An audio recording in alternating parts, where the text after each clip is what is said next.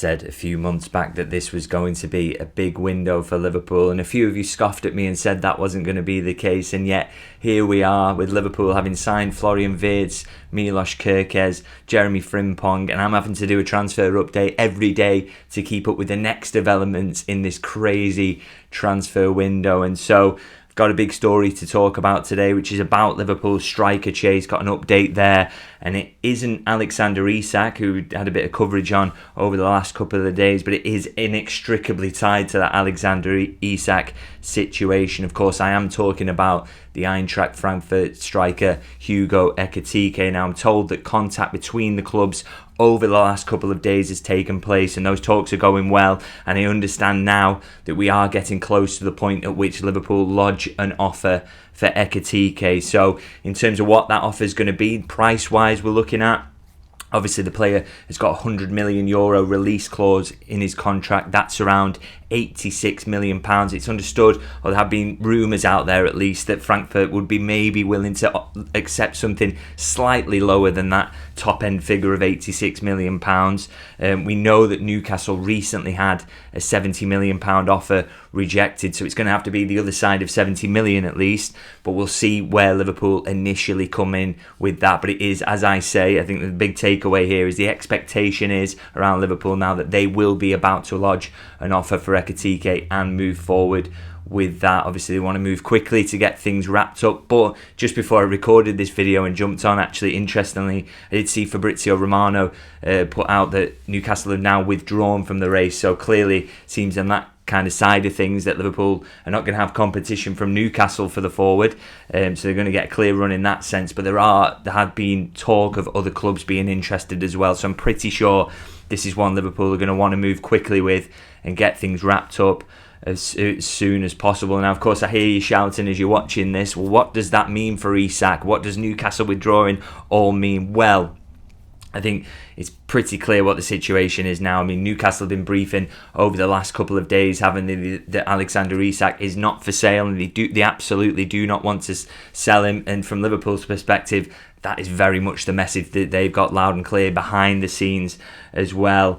I mean, you could have said up to this point that really, maybe it's not fully closed until Newcastle make a decision, but I would say that the Ekitike situation, the fact that Newcastle have withdrawn from the race, as Fabrizio Romano reports, I think suggests that they have made that decision and they would prefer to keep Alexander Isak than maybe get ahead of it and get Hugo Ekitike in this window. Now, you could argue whether that's the smart decision or not. I think Newcastle had a decision to make, really, didn't they, in terms of, did they accept a club record fee or possibly a British transfer record for Alexander Isak and then get ahead of replacing him with probably the best available replacement on the market, a player who profiles very similarly but is younger, and they had that decision to make. That was the offer was there because Liverpool were absolutely willing to go there. They were willing to offer big money for Alexander Isak, but of course they've just not been given any encouragement whatsoever, and Newcastle have clearly made that decision. Okay, we're not going to get Ekitike, that's fine, we will just keep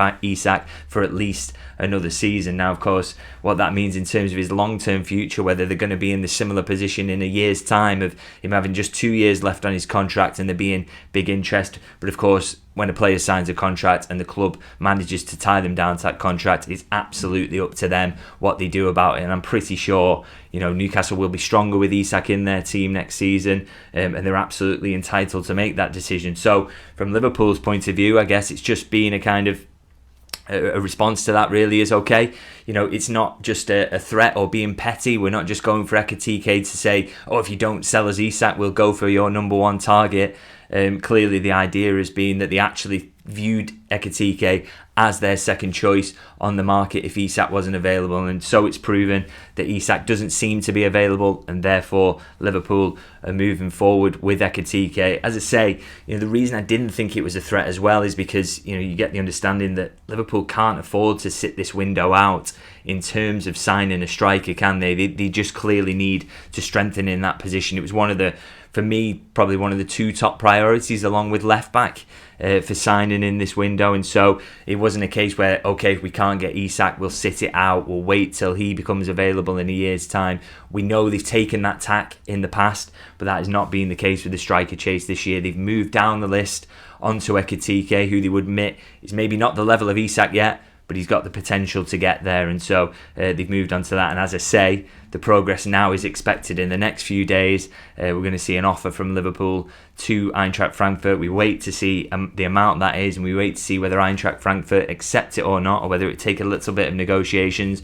But things in this situation I expect to move fairly quickly now that Newcastle have withdrawn from the race. So exciting times, and another striker to take a look at. I'll obviously do a deep dive into Ekitike as well. I'm going to have to film that today to take a look at him. But it's Liverpool are moving forward in that striker chase, and I think a player who may not be Isak's level at the moment, but is still a potentially very exciting signing. So we see how we move forward in terms of that. Now, in terms of other updates, just a couple of other little bits and bobs. You may have seen that Liverpool were interested in the Salford City youngster Will Wright. He's a striker, 17 years of age. There's been interest trailed in him for quite a while, and Liverpool were willing to put an offer in for him, but it is my understanding now that they've withdrawn from the race, and I believe that maybe because Arsenal have potentially won that. They were also very interested in Will Wright.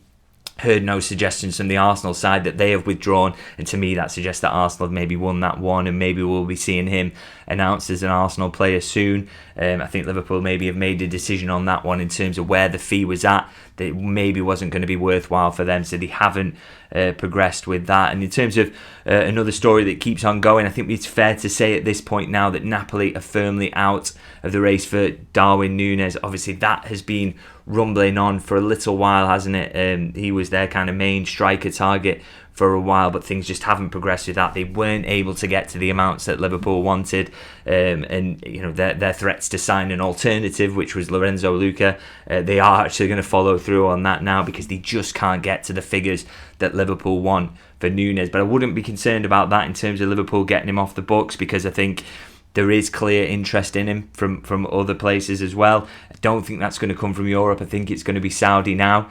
But the player himself was absolutely open to a Saudi move in the January window. So you would imagine, although he maybe prioritised staying in Europe, I still think that Saudi offers are going to come in for him. And if they do, the player's got a willingness and has shown a willingness in the past to move there. So maybe a club like Al Hilal will come back into the mix for him. I think that's the expectation. I don't think that I'd be very surprised, I'll say, if Darwin Nunez is still a Liverpool player at the end of this window. So we wait and see for further updates on that. So, going to leave it there for the latest transfer update. Please do let me know your thoughts on that. What do you think of Ekitike as an Isak alternative? Anyone who's watched him an awful lot, tell me a little bit more about him. Always interested to hear that. And are you disappointed about Isak? Are you excited about Ekitike? Do let me know your thoughts on that. And of course, I'll be back soon with a transfer update, probably tomorrow, because these stories keep developing over the days, and this transfer window has been absolutely crazy, and I'm loving every minute of it. So I'll see you guys very soon.